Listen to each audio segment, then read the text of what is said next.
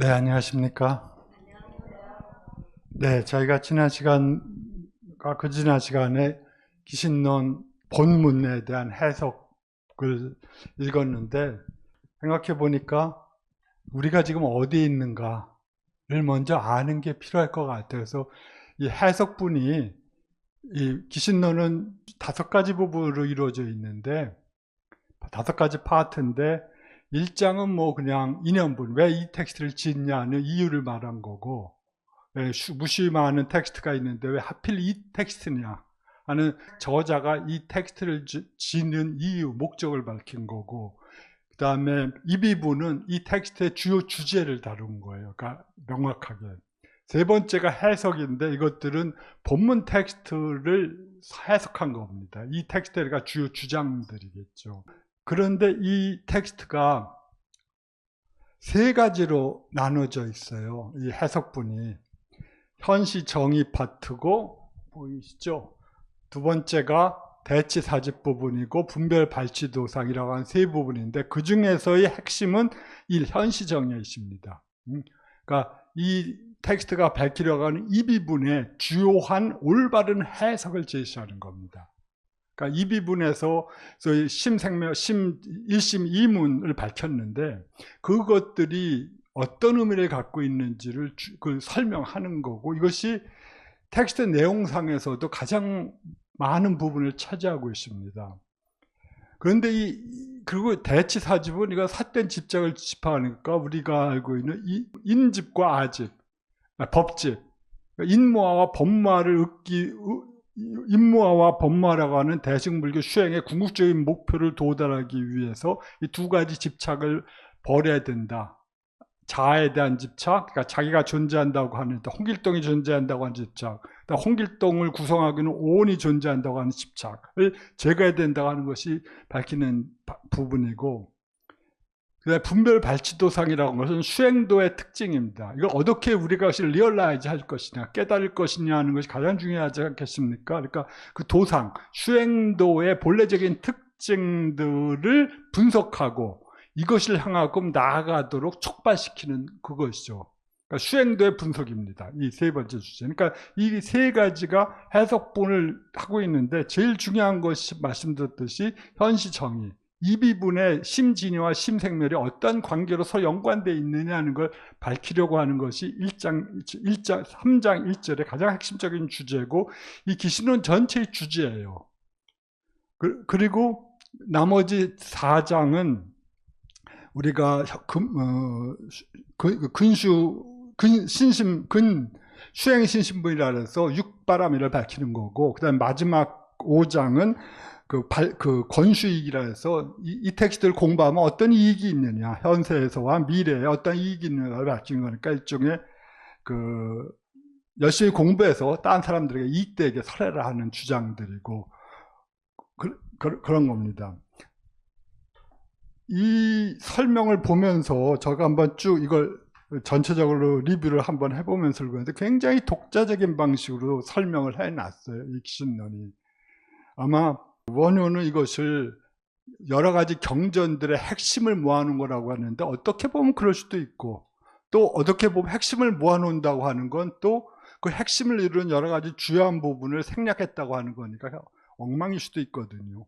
그리고 이 텍스트는 다른 기존의 인도에서 볼 때 중관과 유식이라고 하는 두 위대한 체계가 갖고 있었던 많은 수행도의 부분들을 누락시켰기 때문에, 그 핵심만을 보여주기 때문에 그것들을 잘 보여주지 못하거나 또는 자의적으로 묶어놨어요. 그러니까 절대적으로 이 텍스트는 인도에서 찬출된 것이라고 볼 수가 없어요. 이런 식으로 조직할 수가 없거든요. 자, 그건 지난 시간에 제가 말씀드렸던 것도 그거인데, 그럼에도 불구하고 이 텍스트는 장점을 갖고 있습니다. 그리고 그 장점 때문에 이 텍스트는 동아시아에서 가장 중요한 텍스트로 발전됐어요. 그 장점이란 뭐냐? 즉 현시 정의에서 보여지는 우리의 마음이 진여를 구성하는 측면과 윤회를 구성하는 측면의 두 부분으로 이루어져 있는데, 그 두 부분이 초기 불교에서 법과 법성, 혹은 그 유식학파에서 법과 법성의 관계처럼, 또는 초기 불교에 있어서 고통과 고통의 공상들, 모든 고통스러운 현상들에 구성하는 공통된 특질이라는 그런 방식으로 그 설명을 하고 있기 때문에 이 심진해와 심생멸, 윤회를 구성하는 요소와 해탈을 구성하는 혹은 열반을 구성하는 본래적인 요소들이 서로 다르지 않다고 주장하고, 그것들을 이비분해서 이 두 개의 문이 서로 떨어져 있지 않다, 독립적으로 분리된 것이 아니라 하나의 마음을 구성하는 두 가지 측면이고, 그러면서 동시에 이 두 가지 문은 각각 일체법을 포괄한다라고 불렀어요. 일체법은 당연히 그 윤회적 요소와 열반적 요소를 다 포함하고 있는데, 그래서 이 두 가지 문 중에서 이 심진여는 사실 불생불멸로서 규정되어 있습니다. 그러니까 생겨나지도 않고 그 다음에 소멸하지도 않고, 우리가 이것을 이해하기는 참 힘든데 일반인들이. 그러나 안타깝게도 대승불교에서는 반해경이래, 그리고 용시의 유명한 팔불중도라고 하는 것은 나타나듯이 궁극적인 법을 구성하는 그 에센스는 생겨나지도 않고 소멸하지도 않고 동일하지도 않고 다르지도 않고 항주하지도 않고 단멸하지도 않는 등등의 방식으로 그것들을 규정하고, 그것들이 바로 중도라고 말을 하고 있어요. 그러니까 우리가 중도의 관점 속에서 우리의 마음의 본성이 무엇인가를 이해하기 위해서는 그것들을 생멸의 관점에서만 봐서도 안 되고, 동시에 불생불멸의 관점에서만 봐도 안 되고, 이 두 개가 서로 상보적으로 상호 연관되어 있다는 측면을 봐야 된다가 아마 중도의 본래적인 의미인 것 같은데, 이 기신론은 그것을 보다 명확하게 하나의 마음을 구성하는 두 개의 부분, 그 두 부분이라고 하면 또 이상한데, 마치 그런 마음이 마치 동전의 두 면처럼 앞뒤로 구성되어 있다고 생각할 수도 있고, 실체론적으로 생각할 수도 있지만, 이것이 각각이 일체법을 포괄한다고 하고 있어요. 그러니까 어떤 면에서는 일종의 심진여가 있고 심생멸이 있고, 그리고 그것들이 일종의 투명한 어떤 것처럼 같아요. 심진여를 통해서 심생멸이 보여지고, 심생멸을 통해서 그렇지만 투명하게 심진여가 보여지는 그런 방식으로 이해하고 있는데, 진여의 규정이 뭐냐 그러면 있는 그들의 모습이니까 이것들은 산출하는 작용이 없거든요. 일체 현상의 다양성을 산출하는 작용이 없으니까 그것을 심생멸문에 귀속시켜 버리는 거예요. 그리고 그것들이 그럼에도 불구하고 초기 불교나 아비달마나 유식에 있어서처럼 단지 오염된 요소들의 작용이 아니라는 걸 보여주기 위하여 그 심진여에도 열애장과 그 다음에 열애장은 이것은 그 마음의 불생불멸한 측면이 단지 임시적인 혹은 우연적인 번뇌의 때에 덮여가지고 그 본질을 단지 은폐되어 있는 상태로서 열애장이라고 부르는 것이고, 심생멸문이라고 하는 것은 알라야식이라고 부르면서 이것들이 서로 화합해 있고 동일하지도 않지만 그렇지만 다르지도 않은 상태로서 산출되어 있는데, 이 심생멸이 작동할 때는 열애장은 은폐되어 있고, 알라야식이라고 하는 열애장이라고 불리는 알라야식이 이 제법의 현실적인 산출을 책임지면서 그것들을 일으킨다고 하는 방식으로 설명해 놓는 거예요. 그러니까 이 마치 투명한 어떤 것처럼 말씀드렸듯이 진여의 문을 통해서 볼 때도 투명한 진여를 통해서 이 생멸이 보이는 거고, 생멸의 문을 통해서 볼 때도 그 생멸의 거친 현상을 벗어나서 진여의 본래적인 모습이 보이는 그런 방식으로 설명하고 있습니다. 그러니까 매우 특이하게 설명하고 있는데, 그 당시까지 특이하다고 하는, 그 당시까지 인도 불교나 혹은 동아시아 전래지나 어떤 불교 체계에서도 이런 방식으로 구성하지는 않았다고 하는 점에서 특이한 거고, 그리고 이러한 특이한 결합이 매우 성공적인 방식으로 마음의 본성을 풀이할 수 있고 해명할 수 있다고 하는 점에서 그 후에 발전된 온갖 중국의 교학사상의 토대가 돼버렸거든요. 천태든 아니면 삼론이든 아니면 화엄이든 간에 이 사람들은, 그래서 특히 화엄종의 논사들은 이러한 기신론의 해석을 발전시켜서 그들의 독자적인 연기설로 발전시켰다고 보이지만, 어쨌든 간에 이 일심이문이라고 하는 것은 그러한 방식으로 우리의 마음과 대상과의 관계라고 일반적으로 보여지는 불교의 가장 중요한 주제인 심과 대상 간의 관계에서 심의 측면들을 어떻게 볼 것이냐 하는 일종의 관법처럼 보입니다. 그러니까 당연히 원효가 말했던 것처럼 여기서는 세세한 기술은 생략되어 있고 주제로서의 우리의 마음의 본성이 무엇이고 마음 작용이 그 본성과 어떻게 관련되어 있으며 있다고 하는 것들을 일종의 관법으로서 일종의 뷰 포인트죠. 어떻게 내가 마음의 본성을 이해할 것인가 하는 그러한 것들을 이 텍스트는 이 해석본, 이 비분과 해석본을 통해서 보여주려고 하는 것입니다. 자, 그래서 일단 그리고 이 텍스트는 아까도 말했던 원효가 제 논서의 관심, 제 논서의 핵심을 관통하고 있다고 주장한 것처럼 설명하는 게 사실 별로 없어요. 육아행파의 그 다양한 심식설에 비하면 이 텍스트는 너무 간단하고 너무 소략하게 설명하고 있습니다. 그렇지만 그것이 관법이라고 이해한다면 우리는 이 텍스트의 저자가 이걸 통해서 무엇을 보여주려고 하는지를 이해할 수가 있습니다. 즉 마음 자체의 본성과 작용에 대한 이제까지의 너의 관점을 바꿔라라는 거거든요. 그리고 전혀 다른 관점 속에서 마음을 본성을 이해하라. 나중에 화엄사상가들이나 그것들은 나중에 그들을 한 걸음 더 나가서 현상적인 측면에서 작용의 측면에서 붓다를 보는 게 아니라 붓다의 측면에서 이 작용하는 현상세계의 다양성을 이해하라는 식으로 말을 하고 있지만 뭐 하여튼 어쨌든 간에 기신론은 그러한 관법들, 마음의 본성과 그 작용을 어떻게 이해할 것인가에 대한 커다란 주제를 관찰하고 그러한 그 관계를 마음속에서 우리가 철저하게 내면화시킬 때 우리는 보다 더 빨리 그 대승불교가 말하는 그러한 진의 세계로 혹은 대승불교가 말하는 그러한 세계로 들어갈 수 있다고 말을 하는 것 같아요. 근데 말씀드렸듯이 참 아쉽게도 이 텍스트에서는 보살도 얘기도 안 나오고 지관에 대한 논의는 소위 말해서 매우 자의적이고 그렇기 때문에 우리가 볼 때는 거기에 대해서는 이 텍스트의 저자가 기신론의 저자가 참 무엇을 말하고 하는지는 좀 모호하지만 그렇지만 현시 정리해서 말하고자 하는 그것들은 매우 명확하게 보여주고 있습니다. 즉 이문의 불상사례, 서로 동일하지도 않고 서로 분리되어 있지도 않은 사실을 통찰하라. 그것을 삶의 매 찰나마다 그것들을 관찰하고 그것들이 내면화시켜라 하는 요구인 것 같습니다. 그래서 현시정의는 제가 부자니까 3개 혹은 4개의 주제로 분류될 수가 있어요. 그러니까 이 기신론 전체의 주제는 4가지로 해석할 수 있는데 서로가 관련돼 있고 관련된 주장은 뭐냐? 심의 본래적인 불생불멸한 측면과 그 다음에 열애장 알라의식으로 상징되는 심의 생멸한 측면들이 서로 관통하고 있다고 하는 거예요.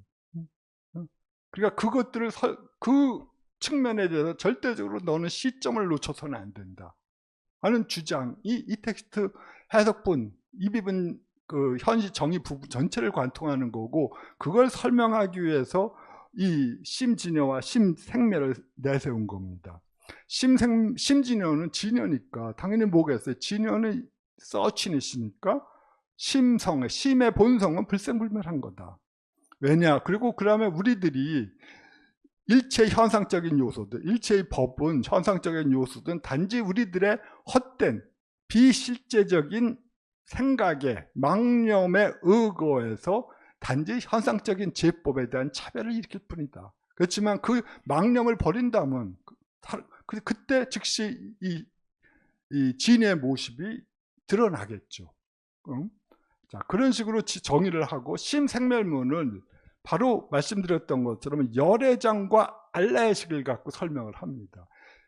이 심생멸은 전통적인 아비델마 철학자들이나 유식학파들조차도 이 심생멸은 단지 그 염호된 요소들의 발생들이에요. 왜냐하면 이것들은 유의적인 것들이고 단지 우리들의 욕망 때문에 성적인 욕망이나 소유욕 때문에 일어나거나 또는 무명 때문에 일어나거나 또는 넓게 말해서 우리들이 법에 대한 이 현상적인 존재에 대한 잘못된 분별작용을 통해서 우리들의 사유작용을 통해서 우리들이 대상세계에 우리들의 관념을 투사하기 때문에 잠재적인 자아의식을 투사하기 때문에 거기서 생겨나는 염호된 자아의식이 결국 이 법집에 법에 대해 법이 존재한다고 하는 집착의 근원이라고 생각을 하는데 비해서 이 심생멸에서도 궁극적인 요소를 집어넣어 버려요.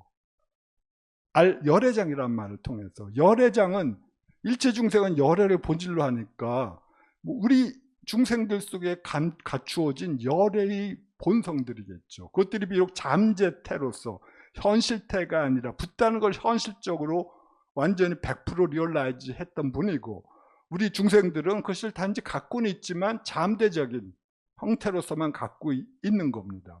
그렇지만 그것이 있고 없는가의 차이가 존재론적으로 중요하다면 우리 일체 중생에게는 열애장이 있다고 한다면 우리들은 열애를 본질로 하고 있는 존재 이미. 그렇지만 열애를 본질로 하고 있지만, 그래서 따라서 열애는 불생불멸이지만, 그렇지만 열애를 본질로 하고 있지만 그것들이 아직 잠재적인 형태 속에서만 그러하기 때문에 현실적으로 우리들에게 생멸하는 의식작용이 있다고 주장하는 겁니다. 그리고 생멸하는 의식작용의 주된 담당자를 알라야식이라고 부르는 거예요, 이 텍스트는. 그래서 그러니까 이 열애장으로 함축되는, 열애로서 함축되는 불생불멸의 측면이 바로 생멸로서 알라야식으로 상징되는 생멸작용과 결합해 있지만, 그렇지만 그것은 동일한 것도 아니고 완전히 다른 것도 아니다 라고 부르는 겁니다. 그리고 그것을 바로 알라야식이라고 부르는 겁니다. 이 아리야식은 알라야식의 음사인데 진제의 용어입니다. 자, 그러니까 우리는 이 진제 아리야식이라고 할 때는 그것들을 이 화합식이라고 하는 의미에서, 불생불멸과 생멸이 화합됐다는 의미에서 특별하게 이해하고, 현장의 아리야식 혹은 현장의 알라야식 이해와는 구분시키는 겁니다. 동아시아 전통 속에서는. 어쨌든 간에 중요한 포인트는 이 심진여가 있고 심생멸이 있는데 서로 분리된 것들이 아니라 마치 서로 투사해서 볼 수 있는 그러한 관계 속에서 서로 일체법을 포섭하고 있고, 심진여도 일체법을 포섭하고 심생멸도 일체법을 포섭하고 있는데, 단지 심생멸엔 또 하나의 기능이 있는데 일체법을 산출한다고 하는 겁니다. 소위 그 삼계유심에서 말한 것처럼 우리들의 의식장을 통해서 우리들은 모든 대상세계를 산출한다 하는 그러한 대승불교 초기의 그 아이디어가 있는데, 그것이 바로 이 그 의식작용, 특히 잠적인 의식장으로 함축되는 알라야식에 귀속되고 있습니다. 하여튼 이 심생멸에서 기신론은 그럼에도 불구하고 이 알라야식이라고 부르지만 이것들은 의열애장이다. 열애장에 의거해서 알라야식이 있는 거다. 혹은 그 주장은 제가 지난 시간에 말씀드렸듯이 지난번에 그 능가경에서 알라야식이라고 불리는 열애장이라고 불리는 알라야식이라고 하는 그 아이디어예요. 그러니까 하나의 심이, 특히 그 능가경에서는 꼭 그런 식으로밖에 표현이 안 됐지만, 이제 그 측면들을 이제 이 기신론은 것을 심생멸문에 귀속시켜버리고, 심진여문은 이것과 다른 어떠한 일종의 원리적인 어떠한 순수한 존재론적, 심의 존재론적 상태로 간주해버리는 겁니다.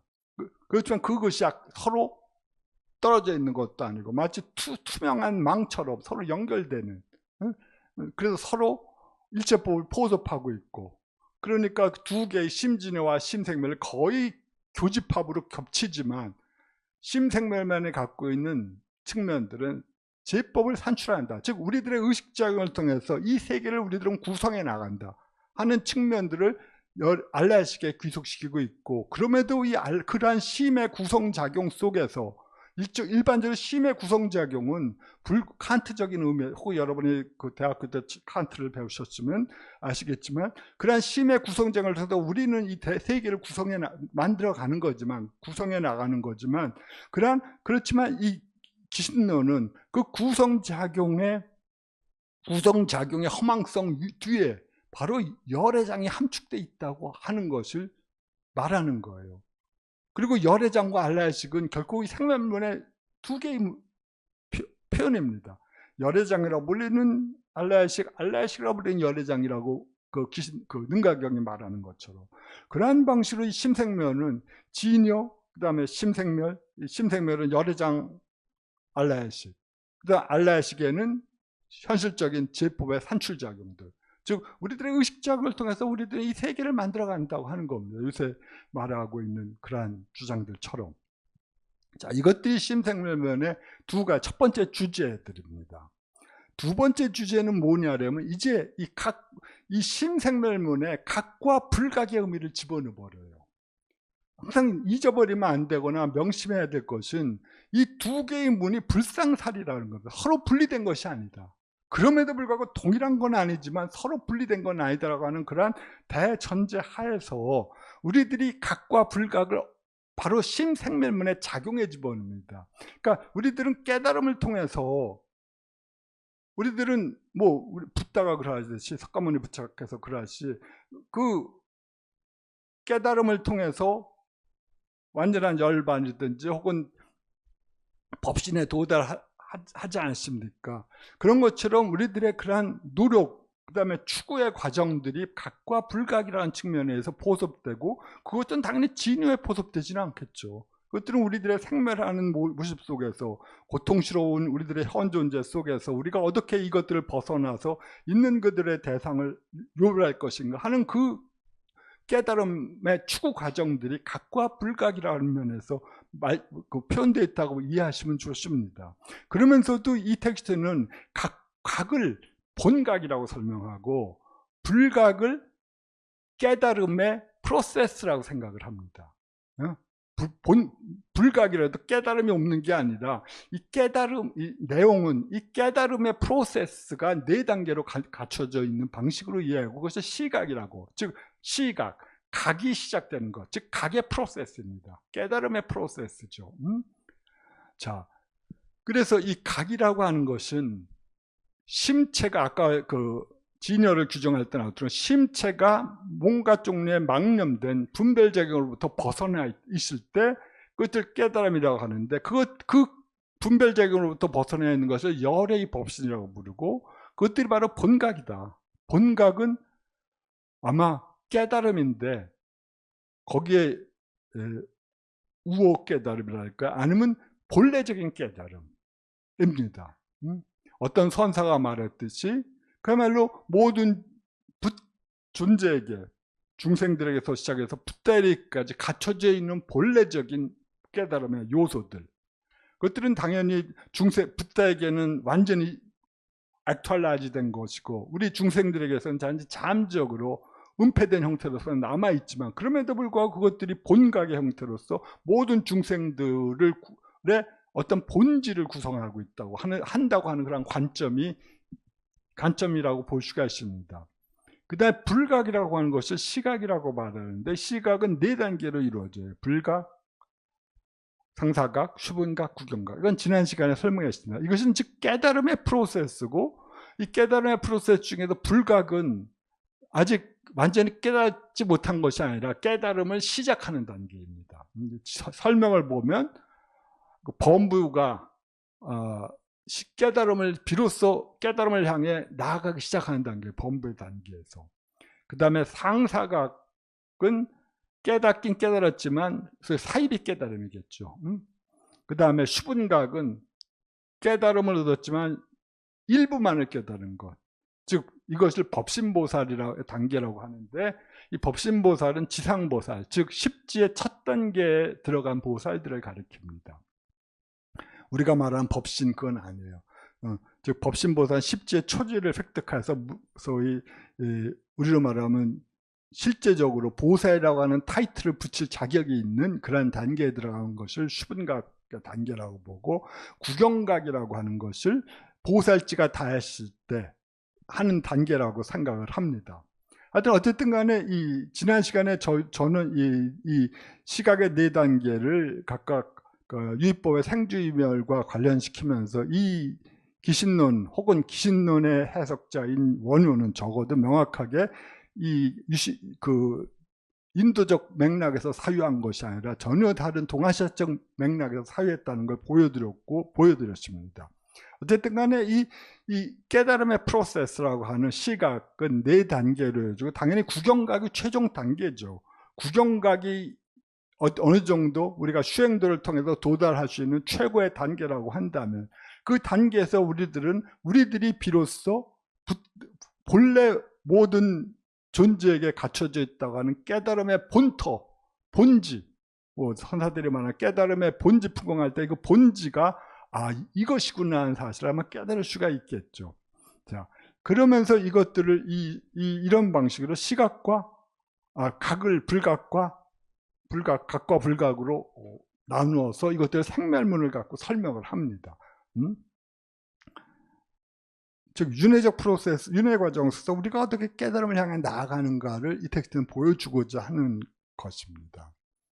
자, 그리고 이것을 다시 각과 불각이라고 하는 주제화해서 다시 이것들을 각의 측면에서, 이것들이 지금 이번 시간에 저희들의 주제가 됩니다. 본각을 시험 분별, 본각이 우리들이 갖고 있는 근본적인 어떤 깨달음이라고 하는 요소들이 어떻게 시험 분별, 염호된 윤회의 세계 속에서 어떻게 진행되고 있는가를 보여주려고 하는 측면이고, 그 측면들을 이 텍스트는 지정상과 부사이업상으로 나눕니다. 즉 본각이 지혜의 청정함으로 특징 지어지는 본각과 부사이업으로 특징 지어지는, 즉 사유할 수 없이 불가사의한 그러한 작용을 갖고 있는 걸로서 특징 지어지는 본각의 측면들을 보여줍니다. 이것들이 각의 측면에서 이 지정상 부사이업상으로 설명하는 것이고, 이것은 시험 분별을 시험 분별이라고 기준을 명확하게 설명하니까, 즉 윤회의 과정 속에서 우리가 어떻게 이 본각이, 시험 본각이 어떻게 스스로를 드러낼 수 있는가 하는 것들을 보여주는 것입니다. 반면 이건 조금 이따 다시 본래 우리가 전부 리뷰한 다음에 다시 이것들을 간단히 설명드리겠습니다. 각체상이라고 하는 것은 본각의 본래적인 측면들입니다. 본각 자체입니다. 본각 자체의 특징이 뭐냐 하면, 이것들은 이 본각에는 4가지 위대함이 있는데, 그 4가지 위대함, 의는, 대의라고 할 때 의는, 이것은 위대함이라고 하는 포인트입니다. 이슈, 포인트, 논의할 점들, 여기서 의자 정도가 됩니다.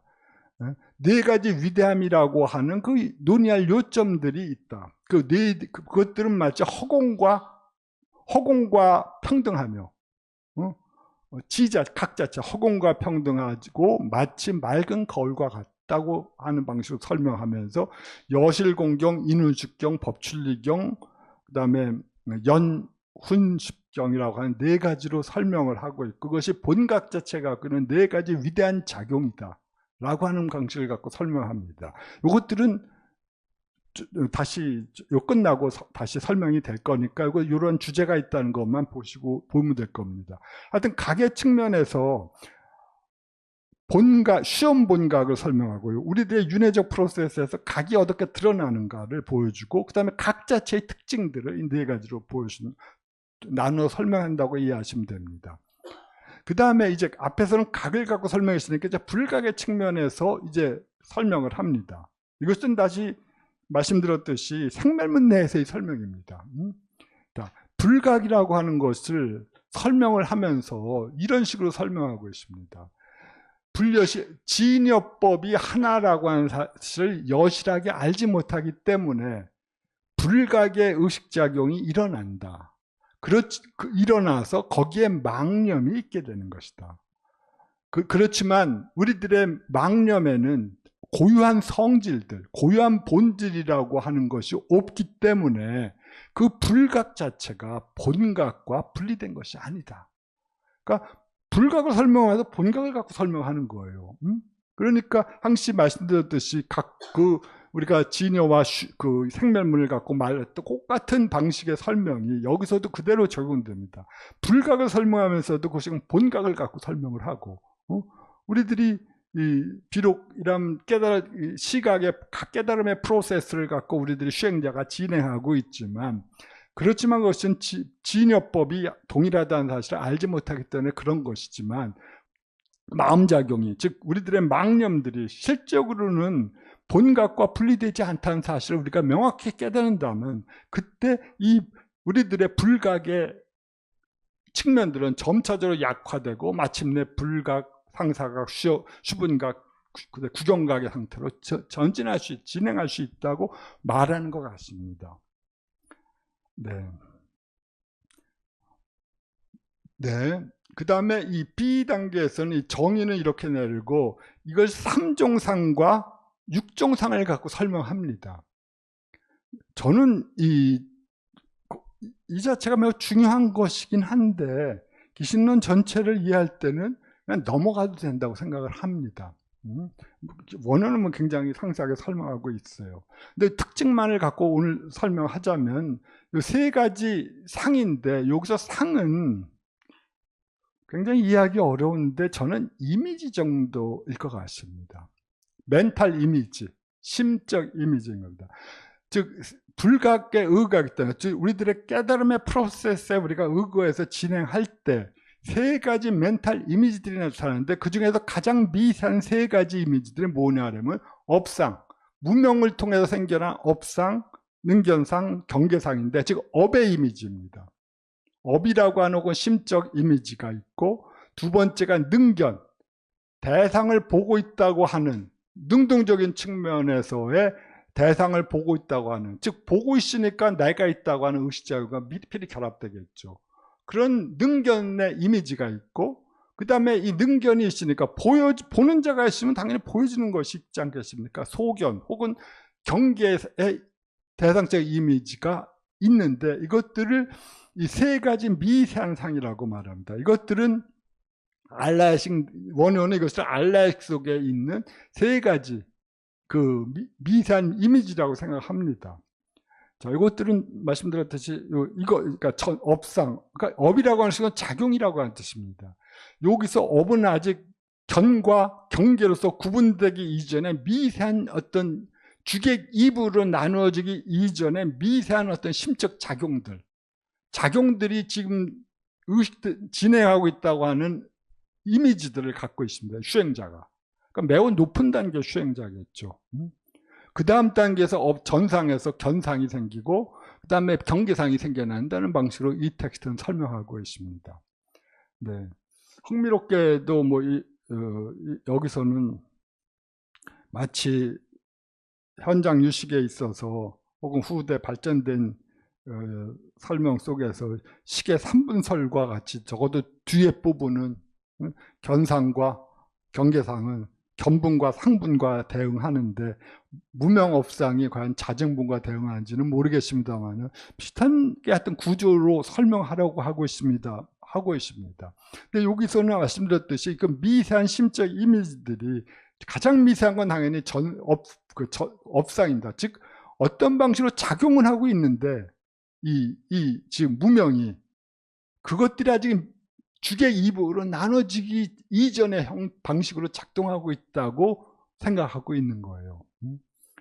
그리고 능견상은 여기서 주객이 이부로 나눠지기 시작한 첫 번째 계기가 보여지고 있는 놈, 무엇을 지금 보고 있는, 내가 지금 무엇인가를 보고 있는 의식작용을 갖고 있다고 하는 그런 이미지들이, 그런 것들이 바로 능견상이고, 그 다음에 무엇인가 보는 놈이 있으니까 그 다음 단계에서 당연히 보여지는 대상이 있고, 그것들이 경계상으로서 설명되고 있습니다.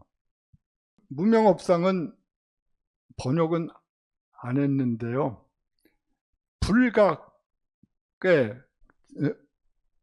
즉 깨달음의, 여기서 불각을 이렇게 말씀드렸듯이 그냥 깨달음이 없는 것이 아니라 깨달음의 프로세스라고 생각을 하시면 됩니다. 깨달음의 프로세스에 지금 내가 있기 때문에, 의지하고 있기 때문에, 즉 의식작용이 심히 비로소 작동하는 것이 있습니다. 즉 업이라고 하는 것은 즉 행위 아닙니까? 까르마가 심히 어떤 방식으로 작용하고 있는 거예요. 그것을 이뤄서 업이라고 한다. 업이라고 한다. 그렇지만 각즉 부동이고, 만약 완전히 깨달은 본각의 상태에 있을 때는 그것들은 심은 어떤 종류의 작용도 하지 않을 것이고, 만약 심이 작용을 한다면 거기에서는 즉 현상적인 모든 세계가 산출되니까 거기서 고통의 세계가 열리기 시작하는 거니까 하는 거죠. 그렇지만 여기서 전혀 또 맞지 않는 설명, 과분리인고라고 하는 거, 이 근거를 대고 있습니다. 결과, 즉 고통의 세계는 그 본래적인 각과 분리되어 있는 것이 아니다. 방식으로 약간 엉뚱장치 않은 근거를 대고 있지 않습니까? 하여튼 그것은 이 텍스트가 불상사리, 서로 분리되지 않는다는 점을 철저하게 보여주고 말을 하려고 하고 있기 때문에 그런 것 같아요. 우리들이 비록 아무리 윤회 세계에서 고통을 겪고 온갖 종류의 잡다한 생각을 일으키더라도 그 생각은 본래적인 본각과 분리된 것이 아니다 라는 것을 필요 이상으로 이 텍스트는 강조하고 있습니다. 그것을 강조할 때의 이 장점도 있고 그것을 강조할 때 단점도 있거든요. 장점은 고통스러운 고통 상태에서 모든 신념과 용기를 잃어버린 자에게 말할 수 없는 용기를 부여하죠. 나는 부타와 동일한 본질을 갖고 있어. 그것이 내가 비록 온갖 종류의 망분별을 통해서 욕망을 통해서 이 세계를 만들고 구성하고 온갖 십박업을 지었다고 하더라도 나의 마음에 있는 근원적인 본자리는 부타와 동일해 라고 하는 확신을 갖고 있다면 그는 이제까지 졌던 온갖 악업으로부터 거리를 두게 되시고 용기를 가질 수가 있을 겁니다. 동시에 단점은 뭐냐? 그걸 지나치게 강조할 때 생겨나는 부작용, 수행도가 없어져 버리는 거거든요. 수행도, 나는 이 붙어 있는데, 저는 언젠가 말씀드렸지만, 저는 이 표현을 들 때마다, 유럽 중세에서 갈릴레인가요? 아니면 케플러가, 지구가 태양을 중심으로 순환을 하고 본다는 걸 발견하셨을 때 브루노라고 하는 철학자가 이렇게 외쳤다. 우리는 이미 천계 속에 있다. 우리는 이미 하늘 속에 있다. 그러니까 신은 필요 없다는 거죠. 우리는 이미 하늘 속에 있으니까. 그 결과 당연히 그는 산채로 불살려주는 화형을 당했지만 그 아이디어예요. 우리는 이미 신성 속에 우리는 이미 신성을 완전히 갖고 있다. 그것이 아마 유명한 천지 창조에서 미켈란젤로가 신의 손바닥을 가지고 인간에게 나의 본질이 피조물과 연결되어 있다 그런 아이디어 아니겠습니까? 불성의 아이디어도 비슷한 아이디어거든요. 우리들은 이미 붓다를 내면의 본질로서 갖고 있다. 못하러 수행이냐 그러면 갖고 있는데 이미 갖고 있는데 드러내면 어떻고 안 드러내면 어때? 라고 생각할 수도 있지 않겠습니까? 그때의 수행도에 대한 경멸도, 수행도를 불필요하게 생각할 수 있는 오만함.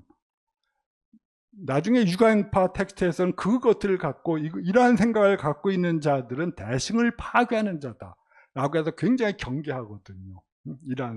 그것들이 그러한 한편에서의 장점은 그러한 윤회의 고통 속에서 신음하는 자에게 용기를 부여한다는 그러한 뛰어난 공덕이 있고, 반면에 내가 이미 붓다인데 뭐 할 필요가 있어 라고 하는 그런 단점이 있을 수가 있죠. 그러면 우리는 가능성만 가진 채 영원히 게임 끝나는 그런 것이고 당연히 불교의 본래적인 의도는 아니겠죠. 어쨌든 간에 이것이 업상이고요.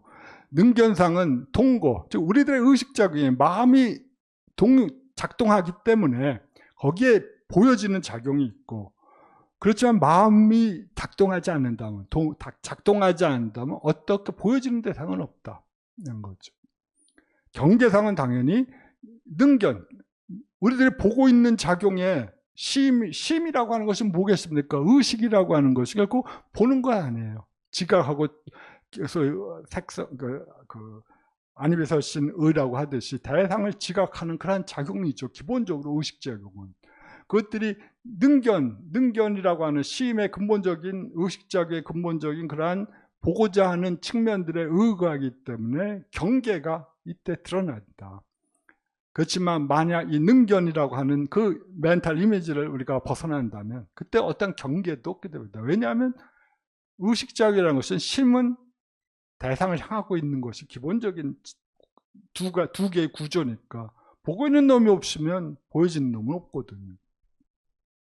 자, 그런 방식으로 설명하고 있고, 그 다음에 육종의 상은 이 경계상으로부터 파생되는 6개의 거친, 앞에 3개가 미세한 심적 이미지라고 한다면 6개의 거친, 추한, 거친 이미지들이 생겨난다고 하는 거예요. 그건 설명드리겠습니다. 그 다음에 각과 불각의 관계를 동상과 이상. 항상 이 텍스트는 우리가 잊을까봐 또다시 그렇지만 각과 불각은 동일한 것도 아니고 그렇지만 다른 것도 아니야.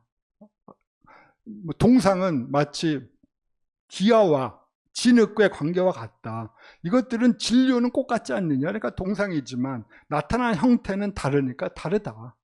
그렇지만 기와를 던져서 파괴시켜서 흙으로 만들어 버리면 결국 진흙으로 되니까 결국 동일한 거다. 뭐 그런 식으로 이 우리들의 현상적인 다양한 세계들과 그것들의 근본을 이루는 이러한 진해의 세계 혹은 열애장의 세계들의 동일하지도 않고 다르지도 않은 측면들을 그런 식으로 설명하고 있고, 이것이 불각을 갖고 설명하는 3가지 포인트입니다.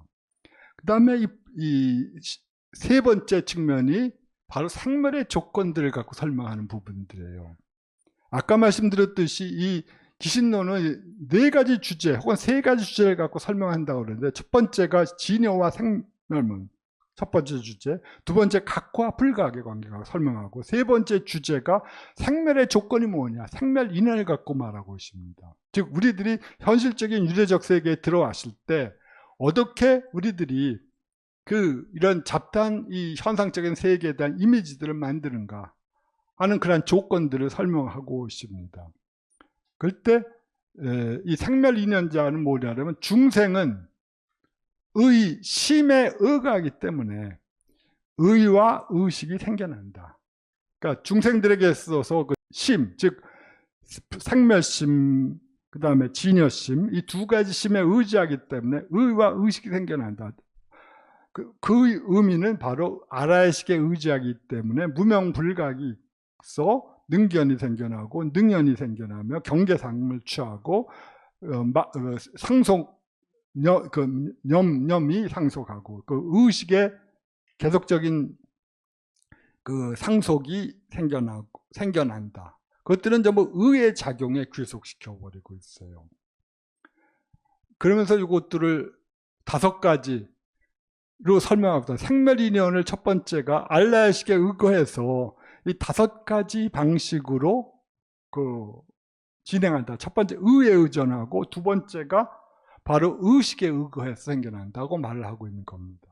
의에 의거해서 생겨난다는 것은 아까 말씀드린 것처럼 그 알라의식대의 전상, 능견상, 경계상을 여기서 3가지를 갖고 설명합니다. 업식이라고 하는 것은 여기서 식은 아까 업상이라고 했지 않습니까? 저는 그것을 업의 이미지라고, 업의 멘탈 이미지라고 했습니다. 여기서 업식은 심의식의 식이 아니라 업이라고 하는 아이디어입니다. 왜 그러냐 하면 이 저자는 분명히 이러한 식이 그러한 의미를 갖고 있다고 하는 것은 섭대식론에서 이미 명확하게 나타났거든요. 알라의 식이 11개의 이 식을 갖고 있다. 그것들은 종자에서 생겨나거나 혹은 유전, 생사윤회 속에서 생겨나는 그런 이미지들인데, 여기서의 식은 일종의 아이디어들입니다.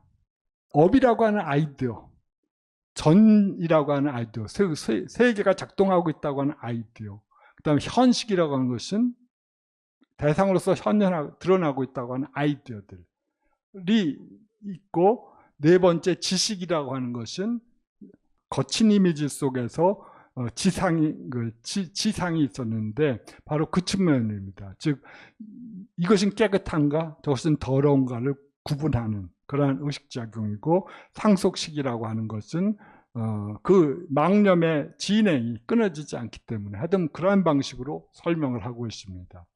이것들 아마 다음 시간에 우리가 하게 될 겁니다. 이번에 해석분의 구조 전체를 한번 이해할 때 그 기신론 전체가 뭘 설명하고자 하는지를 명확한 이해하고자 하는 것입니다.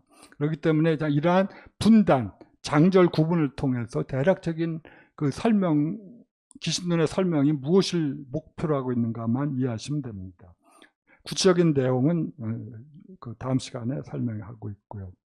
그 다음에 앞에서는 의에 의거해서, 그러니까 즉 전통적인 표현으로 제7식에 의거해서 이러한 5가지 아이디어들이 생겨난다고 한다면, 의식에 의거해서는 바로 여러 가지 또 더 거친 형태의 아이디어들이, 관념들이 생겨난다 라고 설명하는 것입니다.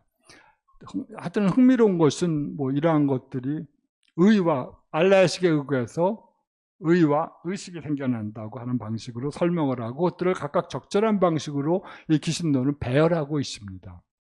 그 다음에 또 다른 부분은 C는 이 보충 설명입니다. 의식에 대해서 여기서 표현하지 않았지만 상세한 설명들이 나올 때 그 어려운 단어들을 설명하고 있습니다. 그때 여기서 육종 염심이 나오고 불교 일법계, 동일한 법계를 깨닫지 못한다고 하는 의미가 무엇인지, 상응과 불상응이 무엇인지 하는 것들, 즉 B 단락에서 나오는 단어의 의미들을 갖고 설명하고 있습니다. 자, 그 다음에 또 그 두 번째 주제가, 첫 번째 주제가 이 생멸의 조건과 원심에서 생멸 인연을 말하는 것이라면, 두 번째는 이제 생멸의 특징들을 분석하는 겁니다. 여기서도 어떤 거친 것과 미세한 것에 따라서 구분하고, 그 다음에 이 거친 것과 미세한 것에 따라 이종 생멸들이 각 무명의 훈습에 의거해서 존재한다고 하면서, 여기서 처음으로 훈습이라고 하는 단어가 나옵니다.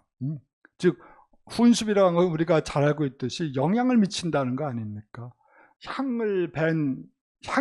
향나무가 있으면 그 옆에 있는 옷들은 향에 물들 것이고, 더러운 냄새 똥똑한 옆에 있으면 그 옷은 똥똑한 물에 물드는 것처럼, 그것들이 훈습입니다. 즉 영향을 미치는 겁니다. 은연중에. 자, 그리고 여기 훈습이라고 하는 단어가 나오면서 바로 이 네 번째 주제, 훈습을 가지고 어떻게 우리들이 이 깨달음의 프로세스에서 본래적인 본각의 상태를 회복하는데 어떤 방식으로 이 훈습, 영향력이 작용하는가를 보여주고 있습니다. 훈습은 사실 종자의 의미인데, 이 텍스트는 그런 의미에서는 전혀 사용하지 않고 훈습, 영향을 주는 관계를 4가지로 설명하고 있습니다. 중요한 것은 첫 번째, 정법의 훈습이 있다고 주장하는 겁니다. 청정한 요소들, 당연히 그것들은 당연히 붓다로부터 유래한 것이겠죠. 정법의 훈습이 있는데 그것은 당연히 진여법이다. 그 다음 두 번째, 무명으로부터의 훈습. 세 번째가 망심의 훈습. 네 번째가 경계로부터 생겨나는 훈습이 있다로 설명을 하고 있습니다. 2, 3, 4는 전부 염호된 방식으로, 염호된 세계 속에서의 우리들의 경험들이 본래적인 마음속에 영향을 주는 거라고 한다면, 정법훈습은 당연히 그 청정한 우리들의 본성들이, 진여라고 하는 그 불생불멸한 요소들이 영향을 주고 있다고 주장을 하는 겁니다. 이것이 특징이에요. 진여는 능생의 의미가 없기 때문에, 어떤 것을 산출하는 의미가 없기 때문에 영향을 줄 수가 없거든요. 전통적인 유식의 관점에 관해서 말하자면, 이것들은 산출작용이 없고 단지 어떤 것들을 서포팅하는 토대 역할을 하든지 어떤 그러한 등등의 역할을 할 수밖에 없는데, 이 기신론은 이 정법훈습이라는 말을 통해서, 그리고 그것을 진여라고 하는 말을 통해서, 이제 진여가 어떤 면에서 적극적으로 우리들의 의식작용에 영향을 미치는 측면들을 인정하고 있습니다. 그래서 훈습에 의한 연법의 끊임없는 진행은 2, 3, 4에 해당되는데 순서만 바꾼 거고요. 훈습에 의한 정법의 끊임없는 진행들을 바로 진여 훈습이라고 말을 하면서, 이 진여 훈습에는 진여 자체의 특징으로부터 나오는 훈습이 있고 진여의 작용으로부터 생겨난 훈습, 즉 자체상 훈습과 용훈습이 있다라고 말을 합니다. 자체상은 진여 자체가 갖고 있는 그 본래적인 모습으로 생겨난 훈습이죠. 어떻게 이것이 가능한지는 사실은 굉장히 퀘스천입니다만은, 그렇지만 이 기신론의 저자들이나 혹은 기신론으로부터 영향을 받은 그 학파들은 이 측면들을 굉장히 강조하는 것 같습니다. 진유의 자체상 훈습, 그래서 이 자체상 훈습을 통해서 진유의 영향을 통해서 우리들의 그 윤회 속에서의 여러 가지 부정한 작용들이 정화되고 그렇게 깨끗한 걸로서 청정한 걸로 변화돼 갈 수 있다고 하는 것들을 인정하고, 그 다음에 용훈습은 그 중생 외연지력이라고 해서 중생들이 이러한 다른 조건들의 힘에 의해서 생겨나는 훈습으로 말하고 있습니다. 자, 어쨌든 간에 이건 다음 설명을 할 것이고요. 그 다음에 훈습의 작용에 대한 추가적인 설명들을 가지고 이것이 설명을 하고 있습니다. 이것이 바로 이제까지 첫 번째 두 가지 문들이 어떻게 상호작용하는가 하는 이 기신론의 가장 핵심적인 주제들을 네 가지 주제, 소주제를 갖고 설명하는 부분들입니다. 그러니까 우리들이 생각할 때 기신론 보았듯이 복잡하게 생각할 필요가 없이, 저도 그냥 복잡하게 생각해서 길을 못 찾았는데 다시 한번 생각해 가서 단락을 지어보니까 본문은 갖고 네 가지 소주제가 구성되어 있더라고요. 심진여와 심생멸, 심생멸문에 포함된 각과 불각의 문제. 그것들은 서로 불상사리니까 서로 떨어지지 않으니까 서로 밀접하게 연관도 갖고 있고 그렇지만 다르고. 그 다음에 세 번째 주제가 이 생멸의 조건. 그 다음에 네 번째 주제가 그 생멸의 조건을 보다 구체적으로 어떻게 우리가 서로 영향을 주고받는가를 보여주는 훈습의 작용들을 가지고 설명하는 방법. 네 가지 주제입니다. 이걸로 기신론은 사실 끝나요. 그 다음에 나머지 해석분의 두 번째 주제는 대치사집 부분인데, 여기서는 결국 말씀드린, 여기서 보여주고자 하는 것은 그 악연과 법악연, 즉 홍길동이 존재한다고 하는 그 생각과 홍길동을 구성하는 오온이 존재한다고 하는 생각들을 제거해야 된다고 하는 그러한 것들을 말하고 있죠. 하지만 여기서도 굉장히 재미있게 설명을 합니다. 법악연에 대한 설명은, 이것이 대승 텍스트라고 하는 설명을 고려한다면 굉장히 길어야 될 것 같은데 한 두 줄로 끝나고, 악연에 대한 설명을 여러 장과 관련돼서 굉장히 많이 하고 있습니다. 이것들이 흥미로운 측면인 것 같아요. 그 다음에 분별발치도상은 이 슈행도를 분석하고 그걸 향해 나아가도록 하고 하는 측면들인데, 여기서는 그 세 가지로 신성취 발심과 해행 발심, 증 발심 세 가지로 나누어서 설명하고 있다. 즉 발심을 가지고 신을 성취시키게끔 하는, 믿음을 완성시키는 발심과 해행, 소위 아디묵티처럼 보입니다. 우리들의 강력한 믿음이라든가 혹은 그것들을 본래적인 의미는 우리들의 아미타불을 염송하듯이 이것들을 계속적으로 집중해서 그것들을 명상의 대상으로 삼는 그러한 것인데, 이 해행을 위한 발심, 그 다음에 완전한 증득, 완전한 등득을 위한 발심으로 세 가지로 나누어서 설명하고 있습니다. 이것들이 기신론의 세 번째 챕터인 해석분의 세 가지 주제들이고, 말씀드렸듯이 첫 번째 주제인 진여와 심생멸문이 서로 분리되어 있지 않다고 하는 것들이 이 텍스트가 말하고자 하는 전체입니다. 나머지는 대치사집 부분과 그다음에 분별발치도상은 너무 소략하든지 아니면 조금 매우 독특한 방식으로 설명하고 있어요. 기신론을 보시면서 왜 이렇게 소략하니까 원효가 이 텍스트는 모든 텍스트의 핵심을 관통하고 있는 것이라고 평가했는지를 대략 이해하실 수가 있을 겁니다. 결국 해석본의 첫 번째 주제가 이 기신론 전체의 핵심적인 주제니까요. 그리고 그 핵심적인 주제는 1심, 2문, 진여문과 생멸문으로 나눠져 있고 서로 분리되어 있지 않다. 제가 이야기해 생멸문을 통해서 보더라도 진여가 저 배후, 그걸 배후에 있고, 진여문을 통해서 보더라도 생멸문이 배후에 있어 서로 분리되지 않는다는 측면들을 이 텍스트 기신론의 저자는 굉장히 강조하고 있고, 그 강조하는 포인트가 바로 이 텍스트가 우리들에게 보여주고자 하는 그 에센스인 것 같습니다. 그 다음에 불각, 우리가 즉 깨달음의 프로세스 속에서 어떻게 이것들이 서로 영향을 주는가. 그 다음에 세 번째 주제가 바로 이 윤회적 컨텍스트에서 생멸 인연을 가지고 보다 전문적인 수를 가지고 설명하고, 그 다음에 네 번째가 훈습, 진여 훈습과 그 다음에 그 망심 훈습이나 문명 훈습을 통해서 어떻게 우리가 염호의 세계를 일으키고 혹은 염호의 세계로부터 어떻게 우리가 진의 세계로 들어가는가 하는 점을 보여주는 것 같습니다. 그래서 우리는 지금 여기서 이 각의 지난 시간에 우리는 요것을 각과 불각을 설명했어요. 그래서 우리는 지금 오늘은 요 1, 2, 2 각의 측면에서의 구별 1, 2를 아마 하게 될 것 같습니다.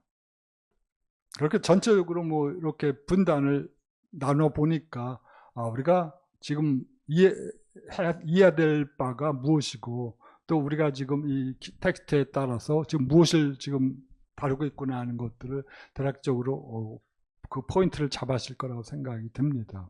오늘은 뭐 각의 측면에서의 구분에 대해서만 조금 말씀을 드리겠습니다. 이것은 사실 1, 2 전체를 사실은 말을 준비했는데, 이것은 1, 2에 대해서만 아마 설명을 하면 시간이 될 것 같습니다.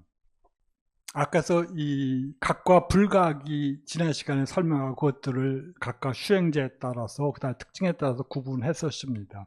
근데 이것을 다시 각의 측면에서, 그 다음에 1, 2, 3은 불각의 측면에서 구별을 하는데, 즉 본각의 측면에서 혹은 진여 법신의 측면에서 구별을 할 때 이것들이 이 텍스트가 항상 우리가 진여문을 통해서 보더라도 그 뒤에는 생멸문이 있고, 생멸문을 통해서 보더라도 진여문이 항상 도달하거든요. 설명 자체나 정의에서. 그러니까 이 두 문이 서로 분리될 수 없다는 사실을 계속 염두에 두시고 이 설명을 보시면 조금은 더 나을 것 같습니다. 쉬엄본각이라 해서 우리가 염정의 세계에 따른 본각의 측면입니다. 즉 윤의 세계 속에서 본각이 어떻게 작용하는가 하는 측면들을 이 텍스트는 설명하고자 하는 거예요.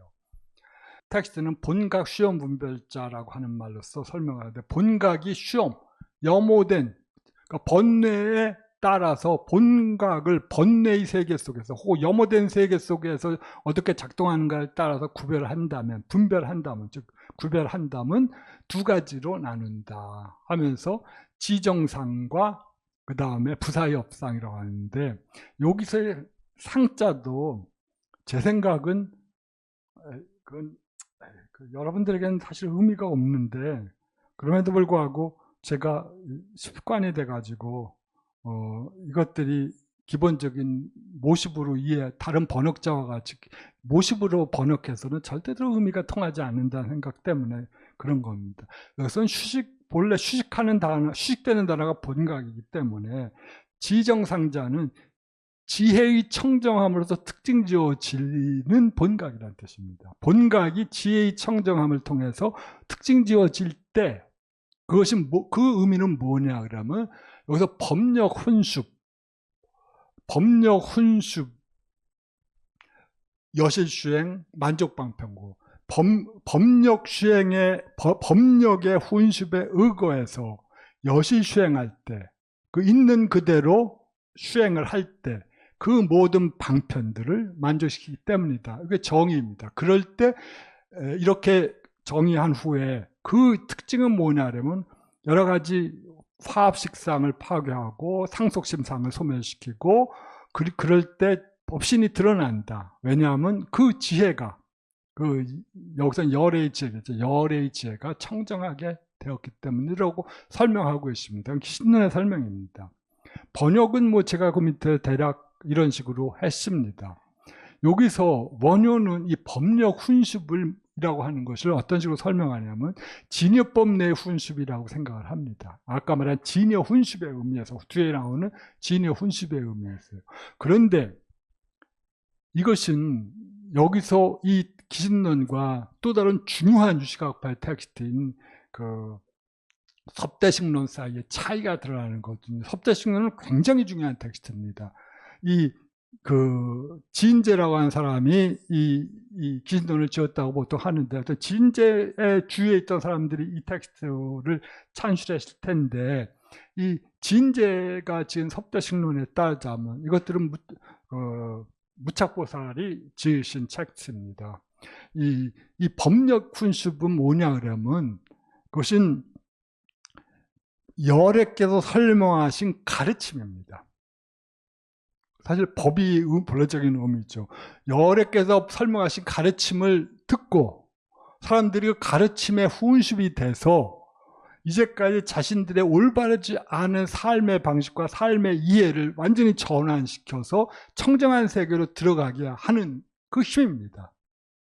그래서 그것들은 우리들이 염호된 세계, 오염된 윤회의 세계 속에서 살다가 붓다의 청정한 가르침을 듣고 저것도 일리가 있는데 자기가 검토해보고 경험을 통해서 검토해보고 이치에 따라서 체크해보면 저것이 맞을 수도 있겠다 하면서, 그리고 그 설하는 사람들의 위대성을 보고 저것이야말로 진짜 우리를 윤회의 세계에서부터 벗어나게 해주는 가르침이겠구나 하는 것을 진실로 믿은 다음에 믿는 데에서 바로 우리들의 마음의 변화가 생겨난다고 주장을 하는 거거든요. 그러니까 그것은 외래적인 힘입니다. 내부적인 힘이 아니라, 열애께서 설하신 건 다른 사람들이, 열애께서 설하신 가르침은 다른 사람들이 설법장에서 법사가 설하는 걸 듣고 마음속에 일어나는 것이니까, 여기서의 법이라고 하는 것은 가르침이거든요.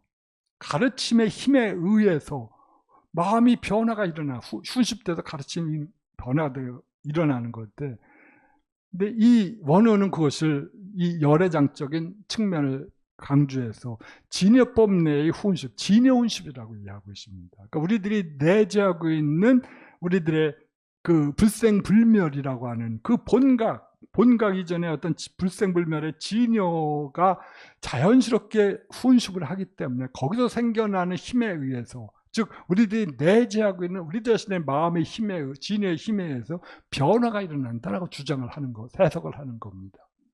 그리고 이러한 훈습이 토대가 돼서 우리들 여러 가지 그 자량들, 여러 가지 깨달은 위한 여러 가지 준비물들을 성취시키죠.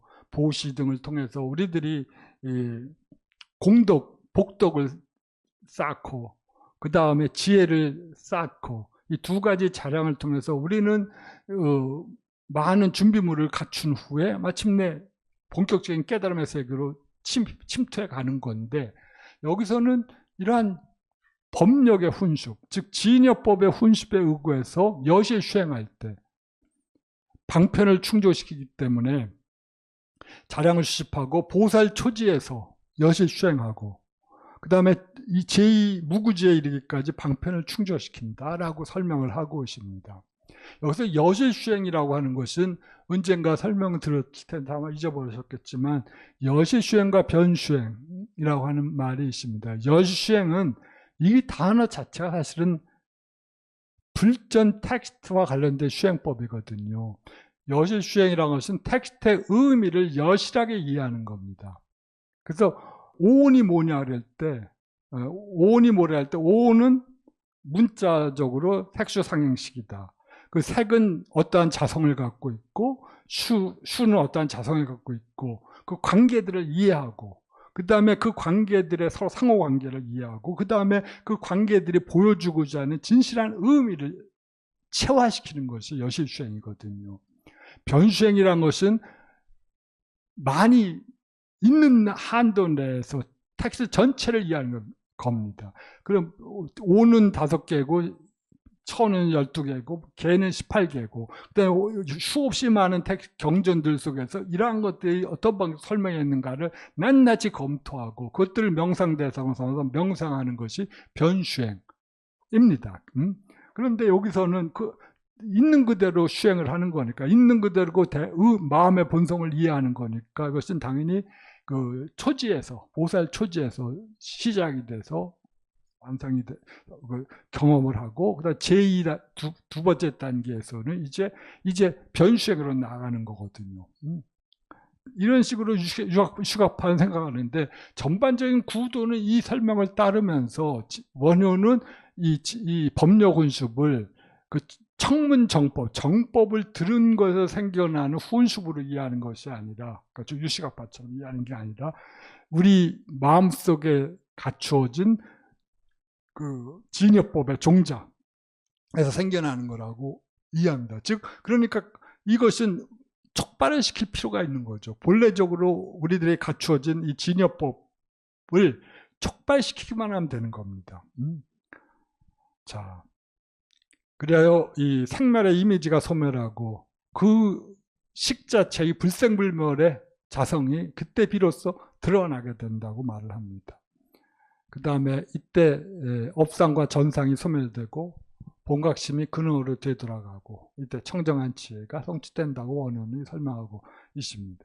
즉, 이 수염본각에서 이 지정상, 지혜의 청정함으로 특징 지어지는 본각이라고 하는 것은 이 영호된 세계에서 이런 방식으로 깨달음을 통해서 이 청정한 본각이 저절로 작동하는 그러한 방식으로 이해하고 있습니다. 근데 부사의 업상은 이 청정한 본각 혹은 청정한 진여가 어떻게 부사이한 작용을 하는가, 부사이한 작용으로서 특징 지어지는 본각입니다. 이런 지정상이 성취된 후에 이때 그 수행자들에게는 사유할 수 없을 정도의 여러 가지 신묘한 작용들이 생겨난다고 하는데, 당연히 그 작용은 당연히 진여법 혹은 본각의 힘에 의해서 촉발되고 나타나는 거겠죠. 자, 지혜의 청정성에 의거해서 일체의 뛰어난 대상 영역들을 이제 수행자가 산출하는 겁니다. 마음속에서. 그러니까 그래야 무량공덕한 여러 가지 모습들이 산출하는 건데, 그 무량한 공덕의 그 모습들은 끊임이 없고 중생의 그 근기, 이해력에 의거하여 저절로 상응하는 거야. 중생의 영역과 저절로 다 부합하는 거다. 부탁께서 어리석은 자에게는 그에 맞는 가르침을 한다든가 뭐 하시는 것처럼 부사이하게 한 방식으로 중생들의 이해력에 딱 부합되어 그들에게 자연적으로 상응하는 방식으로 나타난다. 그러니까 그 나타나는 것이 붓다가 그렇게 하는 게 아니라 자연히 자기가 갖고 있는 그 진여의 그 불생불멸한 그 즉 본각에서부터 측면에서부터 그런 방식으로 작동한다고 하는 겁니다. 자, 그리고 원효이란 무량한 공덕의 모습을 응신과 삼신 중에서도 응신과 화신으로서 해석하고 있습니다. 네. 그 다음에 B의 성정 본각은 뭐냐 그러면 아까는 무슨 본각이었죠? 수염 본각이었습니다. 그러니까 윤회의 세계 속에서 그 본각이 어떻게 작용하는가, 어떤 모습으로 있고 그 본각을 윤회의 세계에서 어떻게 액투얼라이즈, 현실화시키기 위해서는 어떻게 해야 되는가를 보여주고 성정 본각을 통해서 그 소위 지정상을 통해서 보여주고 그 다음에 부사의 업상을 통해서 그러한 작용이 어떻게 나타나는가를 보여준 후에 이제 그 본각의 자성적으로 청정한 측면들을 성정 본각이라고 하는데, 이것들을 네 가지 위대함에 갖고 설명을 합니다. 그래서 이 각체, 본각 자체의 상은, 본각 자체의 상은 네 가지 위대함이라고 하는 그 포인트, 요점을 갖고 있다. 그것은 허공과 평등하며, 마치 맑은 거울과 같다. 그래서 첫 번째 여실공경, 인훈식경, 그다음에 법춘리경, 그다음에 연훈십경이라고 하는데, 이 여실공이라고 하는 것은 여실한 있는 그대로 공안.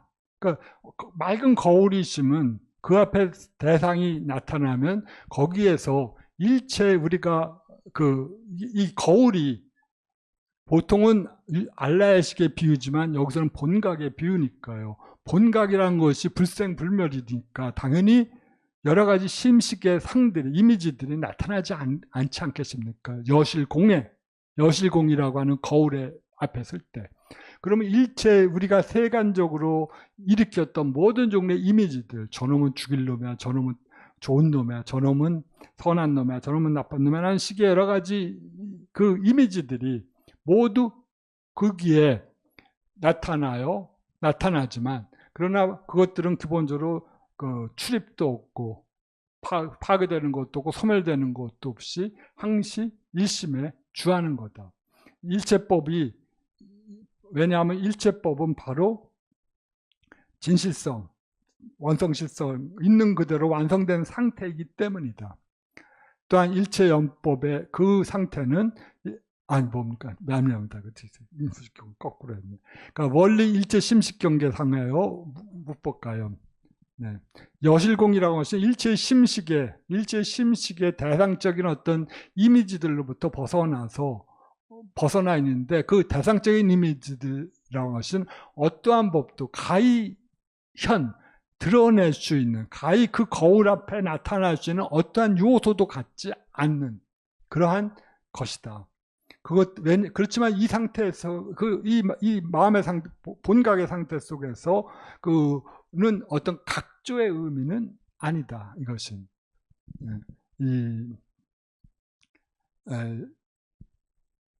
각이라고 한다면, 본각이라고 하면 그것이 의식에 작용해서 본래적인 측면인데, 여기서는 어떤 것들을 인지하고 어떤 것들을 그 어두운 방에 촛불을 켜면 대상이 드러내는, 자신과 다른 물건들을 드러내는 것과 같은 그러한 작용을 하는 의미는 아니다라고 말을 하고 있습니다. 이름식경은 여기서는 여실불공이라서 어떤 의미에서 인운습이라고 하는 말을 썼는지 여기서는 잘 이해는 되지 않더라고요. 원인의 측면에서 훈습하기 때문에 그러한 의미인지, 원인의 훈습, 원인이라면 사실 본각일 텐데 본각에 훈습한다고 하는 의미라고 하는 건지 하여튼 잘 이해는 되지 않습니다. 하여튼 여기서는 여실불공으로서 이제는 아까 말한 것이 여실공이라고 한다면 이제 이 깨달은 자의 상태 속에서는 일체세간에 그 속에서 그대로 있는 그대로 모습으로 나타나서 그 다음에 여기서는 출입하는 것도 없고 파괴되는 것도 상시 그 마음 상태 일심에 주하는 것으로 주한다. 왜냐하면 일체법은 바로 완성된 상태이기 때문이다. 그래야 이 상태에서는 그 일체연법에 의하여 염호될 수 없고, 여기서는 지 자체가 지 자체가 어떤 작동도 없고, 그냥 무량한 무루의 훈습을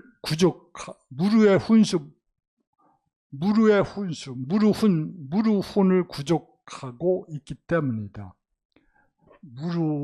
무루하여 중생들을 훈습하고 있기 때문이다. 네.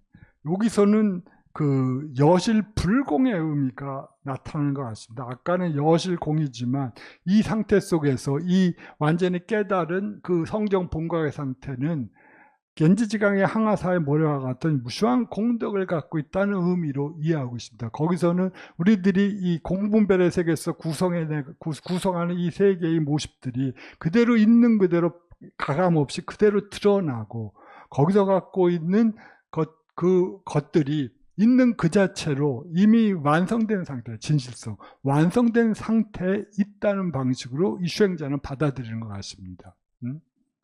언젠가 말씀드렸듯이 만약 어느 티벳의 수행자가 그 철도 노동자로서 일하고 있으면서 그 동료 노동자들이 바로 붓다의 상태와 동일하다고 스스로 느꼈다면 아마 이 사람은 그 바로 인훈식경으로서 원인의 측면에서 본각에 의해서 계속적으로 훈식된 상태 속에서 그는 다른 모든 중생들을 바로 자신과 동일한 혹은 붓다와 동일한 존재로서 간주하고 있고 그들이 무량한 공덕들을 갖춘 존재로서 있는 그대로 보는 것으로 이해되실 것 같습니다. 법춘리경은 이것도 역시 불공법인데 여기서 번뇌장과 지장으로부터 벗어나서 화합상을 버리고 완전히 청정하게 되기 때문이다. 여기서 이 법도 역시 진여법이라고 당연히 이해될 것 같습니다. 원에 따라서 그 진여법은 그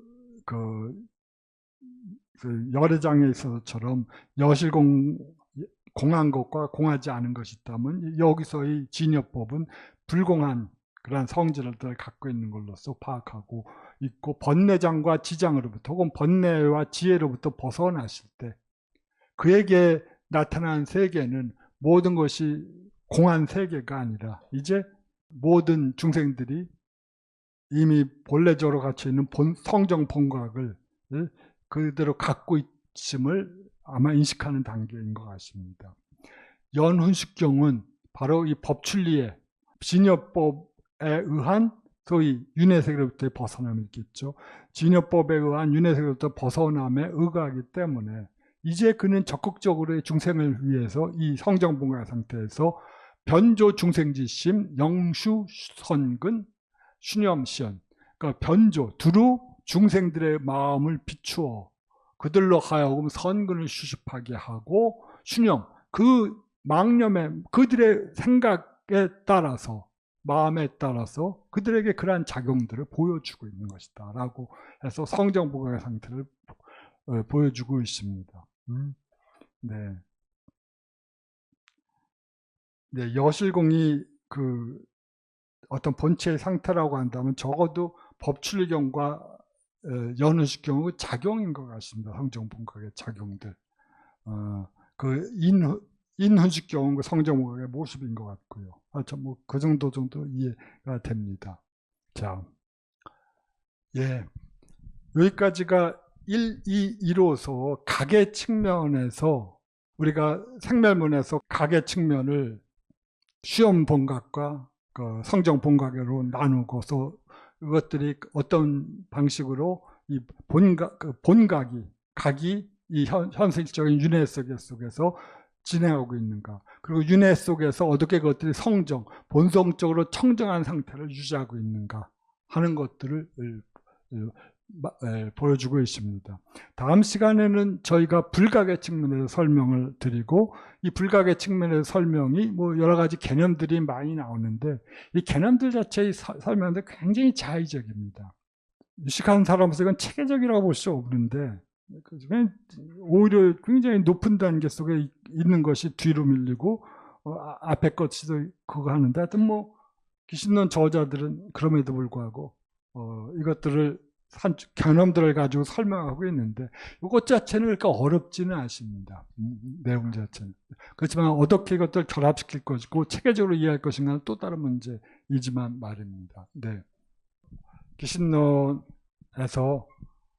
본론의 가장 중요한 두 번째 주제들이 서로 어떻게 각과 불각이 서로 이어지고 있고 연결되고 있고 서로 분리될 수 없는가를 갖고 설명을 드리는 첫 번째 부분이었습니다.